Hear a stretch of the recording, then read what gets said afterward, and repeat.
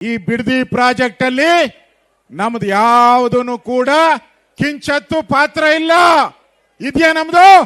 ಒಂದು ಚೂರು ನಮ್ದು ಪಾತ್ರ ಇಲ್ಲ. ಇದರಲ್ಲಿ ನಾವು ನೋಟಿಫಿಕೇಶನ್ ಮಾಡಿಲ್ಲ, ಅಕ್ವೈರು ಮಾಡಿಲ್ಲ, ಯಾವುದೇ ಪ್ರೊಸೀಡಿಂಗ್ಸು ಮಾಡಿಲ್ಲ. ಸದಾನಂದ ಗೌಡ್ರು ಇದ್ದಾಗ ಮುಖ್ಯಮಂತ್ರಿ ಒಂದು ಸರ್ಕಾರದ ಮೀಟಿಂಗ್ ಕರೆದರು. ಕೇಂದ್ರ ಸರ್ಕಾರ ಅಕ್ವಿಜೇಷನ್ಗೆ ಕಾಯ್ದೆಯನ್ನು ಬದಲಾವಣೆ ಮಾಡಿದರೆ, ಅದಕ್ಕೋಸ್ಕರ ಈ ಬಿಡದಿ ಪ್ರಾಜೆಕ್ಟ್ ಮಾಡೋ ಅವಶ್ಯಕತೆ ಇಲ್ಲ ಅಂತ ಹೇಳಿದ್ರು ಸದಾನಂದ ಗೌಡ್ರು. ಜಗದೀಶ್ ಶೆಟ್ಟರು ಅಷ್ಟೇ ಬಂದಾಗ ಇದನ್ನ ಯಾವುದೇ ಅಕ್ವಿಜೇಷನ್ಗೆ ನೋಟಿಸ್ ಅನ್ನ ಸರ್ವ್ ಮಾಡಲಿಲ್ಲ. ಯಡಿಯೂರಪ್ಪನವರು ಇದ್ದಾಗ ರೈತರು ಬಂದು ಕೇಳಿದ್ರು, ಈ ಬಿಡದಿ ಪ್ರಾಜೆಕ್ಟ್ ಬೇಡ ಸರ್ ಅಂತ, ನಾ ಮಾಡಲ್ಲ ಅಂತ ಹೇಳಿದ್ರು. ಇವತ್ತು ಡಿ ಕೆ ಶಿವಕುಮಾರ್ ಕೇಳ್ತಾ ಇದ್ದಾರೆ, ಅಶೋಕ್ ಅವರೇ ನೀವು ಕಂದಾಯ ಸಚಿವರಾಗಿದ್ದೀರಿ, ನೀವು ಸೈನ್ ಹಾಕಿಲ್ವ ಅಂತಾರೆ. ನಾನು ಯಾವುದಕ್ಕನ ಸೈನ್ ಹಾಕಿದ್ರೆ ತೋರಿಸಿ, ನೀವು ನಾನು ಯಾವುದನ್ನ ಬಿಡದಿ ಪ್ರಾಜೆಕ್ಟ್ಗೆ ಅಕ್ವಿಜೇಷನ್ಗೆ ಸೈನ್ ಹಾಕಿದಿನ ತೋರಿಸಿ, ಪ್ರೊಸೀಡಿಂಗ್ಸ್ಗೆ ಸೈನ್ ಹಾಕಿದಿನ ತೋರಿಸಿ. ಇದರಲ್ಲಿ ಬಿಜೆಪಿ ಪಾತ್ರ ಎಳ್ಳಷ್ಟು ಇಲ್ಲ. ಅದಕ್ಕೋಸ್ಕರ ನಾವು ಧೈರ್ಯದಿಂದ ಬಿಡದಿ ರೈತರ ಪರವಾಗಿ ಹೋರಾಟಕ್ಕೆ ನಾವು ಇಳಿದಿದ್ದೀರಿ.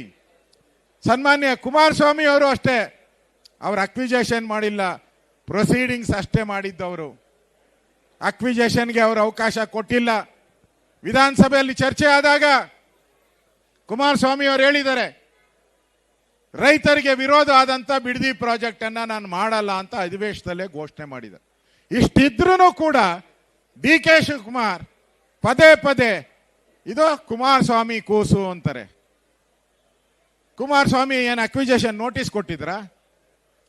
ಫಸ್ಟ್ ನೋಟಿಸ್ ಬಂದಿದ್ದು ಸಿದ್ದರಾಮಯ್ಯ ಮುಖ್ಯಮಂತ್ರಿ ಆಗಿದ್ದಾಗ 2024ರಲ್ಲಿ.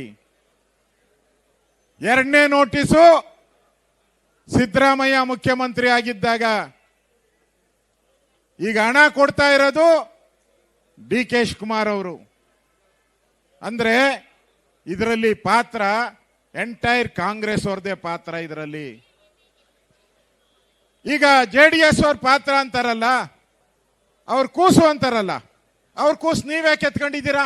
ಅವ್ರಿಗೆ ಅವ್ರ ಮಕ್ಕಳು ನೀವ್ಯಾಕಪ್ಪ ಎತ್ಕೊಂಡಿದ್ದೀರಾ? ಅವ್ರ ಕೂಸು ಅವ್ರಿಗೆ ಹುಟ್ಟಿರೋ ಕೂಸು ಅಂತ ಇಟ್ಕೊಂಡಿದ್ದೀರ ನೀವು. ಕೂಸು ಅಂದ್ರೆ ಇದು ಅವ್ರಿಗೆ ಹುಟ್ಟಿರೋದನ್ನ ನೀವ್ಯಾಕಯ್ಯ ಇಟ್ಕೊಂಡಿದ್ದೀರಾ?